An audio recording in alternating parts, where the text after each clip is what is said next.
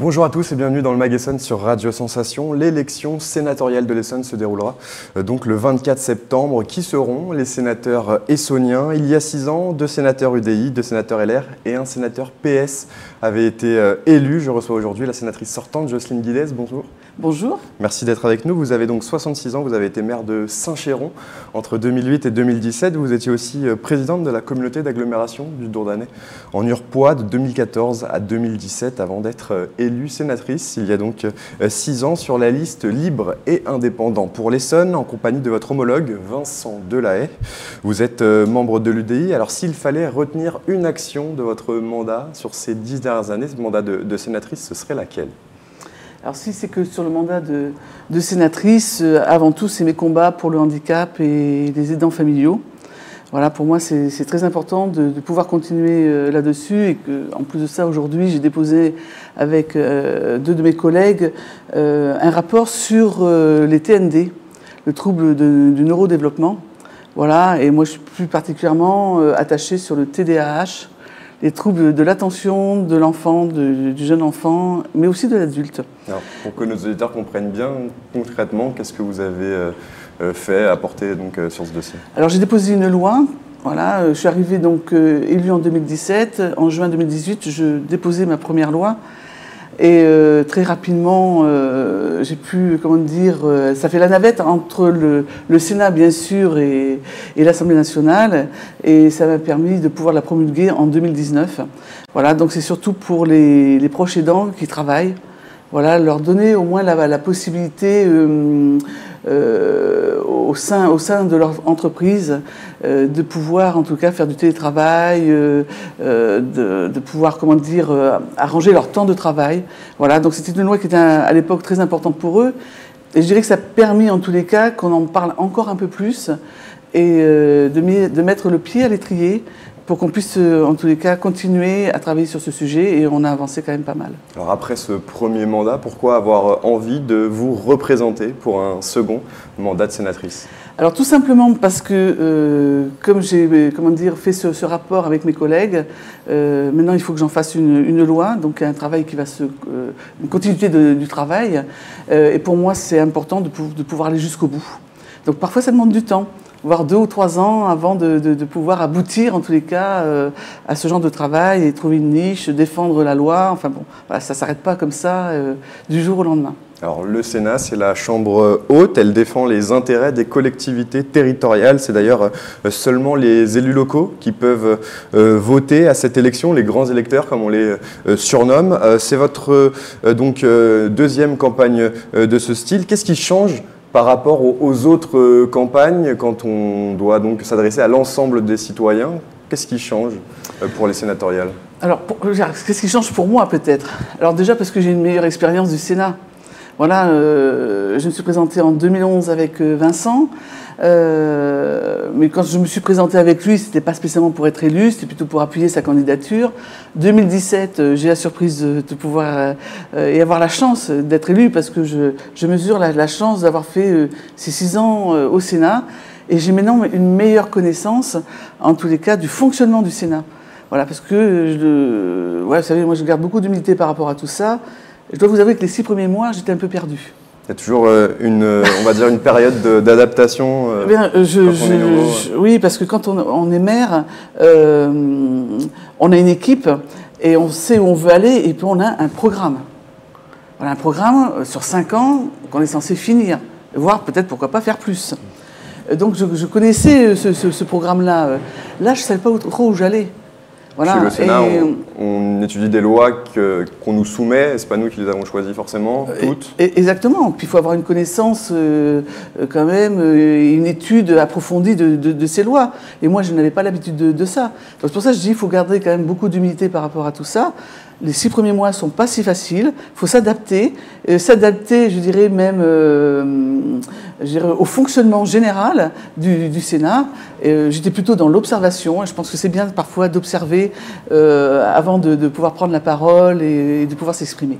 Alors, il y a 6 ans, vous étiez arrivé en tête des suffrages lors de ces mêmes élections sénatoriales en Essonne. La droite et la gauche sont particulièrement divisées. Aujourd'hui, vous avez décidé de vous représenter donc avec Vincent Delahaye, sénateur depuis 2011. A priori, il y aura donc une nouvelle liste centriste à vos côtés, celle de la majorité présidentielle qui se porte candidat aussi. Est-ce que vous pensez pouvoir réitérer cet exploit des 30% atteints il y a 6 ans? Alors évidemment, quand on se présente, on espère toujours. Voilà, mais aujourd'hui, c'est un peu compliqué. On ne peut pas savoir si on peut réitérer ce même pourcentage. Mais on ne part pas divisé au niveau de la droite. On était déjà comme ça, nous, avec Vincent, depuis 2011. Donc, pour moi, je ne pars pas divisé. Je parlais des Républicains. Ah, mais alors, vous savez, déjà d'une, je ne regarde pas ce que font les autres. Je ne me permets certainement pas de porter des critiques sur qui que ce soit. Et je pense que c'est important, c'est d'avancer. Nous, on continue à avancer ensemble. Moi, ce qui me plaît, c'est qu'on est libre et indépendant. Alors, ça fait rire beaucoup les gens. Mais d'abord parce qu'on ne demande aucun soutien de parti politique.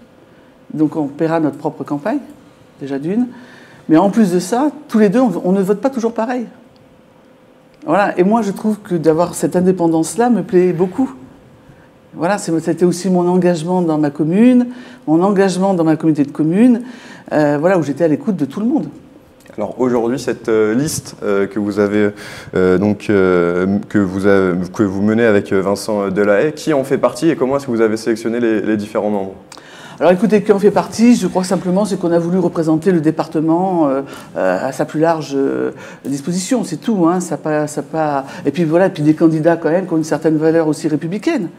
Voilà, donc on a le sud, le plus au sud qui est représenté, on a le milieu du sud qui est représenté par moi, on a Vincent Delahaye un peu plus au nord, enfin bon, non, on a essayé de voir au niveau des candidats des gens qui représentaient bien l'Essonne, et je crois que c'est le cas aujourd'hui. Alors l'actualité, c'est aussi les agressions, les intimidations qui augmentent envers les élus. En 2022, 2265 plaintes et signalements pour violences verbales ou physiques contre des élus ont été recensés par le ministère de l'Intérieur, contre 1720 en 2021. Ça a été une hausse de 32%. Comment mieux défendre les élus et aller à l'encontre de ces phénomènes qui se multiplient? Alors déjà, je pense que cette haine vis-à-vis des élus ne date malheureusement pas d'aujourd'hui. Voilà, moi quand ça fait 10 ans que j'étais, maire, j'avais déjà ce genre de choses. Hein. Voilà, vous avez déjà été confronté à des situations de la sorte? Bien sûr, toujours par généralement des listes d'opposition qui ont du mal à accepter, par exemple, de ne pas simplement être à la place du maire, de ne pas avoir ce siège-là. Donc ça existait déjà. C'est vrai que ça monte en puissance. Alors peut-être qu'il faut qu'on le balaye tous devant notre porte, c'est qu'aujourd'hui, on a oublié le mot principal pour moi, le respect de l'autre. Et quand on voit aujourd'hui ce qui se passe à l'Assemblée nationale, l'image que ça peut donner aussi aux jeunes est catastrophique. Est-ce que ça, c'est du respect? On peut avoir des idées différentes, et je dirais tant mieux. C'est ce qui nous fait... démocratie. Oui, alors c'est la démocratie, mais c'est surtout ce qui nous fait avancer. Des fois, on peut se dire, bah, tiens, c'est vrai, je n'avais pas pensé, son idée n'est pas si mal que ça. Le débat est constructif. Exactement, mais là, ce n'est pas le cas. Donc, est-ce que même les élus d'aujourd'hui ne sont pas fautifs de ce qui se passe par rapport à l'image qu'ils peuvent donner? Voilà, et puis je pense qu'il y a une incivilité en règle générale, mais sur tous les sujets aujourd'hui, que vous soyez sur la route, que vous soyez de l'irrespect. Et ça, on a laissé faire les choses petit à petit, quoi. Ça fait 20 ans qu'on glisse vers cette haine, voilà, et je trouve ça dommage. Dernière question, Jocelyne Guidez, faut-il enfin aller plus loin dans la décentralisation? Vous avez été maire, présidente de communauté d'agglomération. Est-ce qu'il faut transférer davantage de compétences aux collectivités territoriales? Alors là, je suis convaincue de ça. Voilà, on a voulu faire des intercommunalités.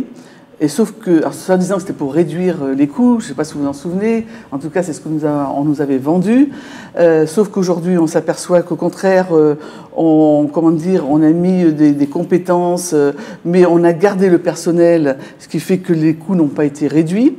Et je pense qu'avant tout, il faut laisser, le plus d'activités, de responsabilités aux communes. Et on voit bien que c'est le maire quand même qui a une meilleure image, même par rapport à tout ce qui se passe, même encore maintenant. C'est le maire qui connaît bien sa commune. Voilà, et aujourd'hui les gens sont perdus. Quand vous avez un problème de poubelle dans votre commune, on ne va pas téléphoner au syndicat. Merci beaucoup, Jocelyne Guidez, d'avoir été avec nous. Je rappelle donc que vous êtes candidate et vous faites partie de la liste de l'IDI pour les prochaines élections sénatoriales en Essonne. Et vous pouvez réécouter cette émission en replay sur notre chaîne YouTube Radio Sensation.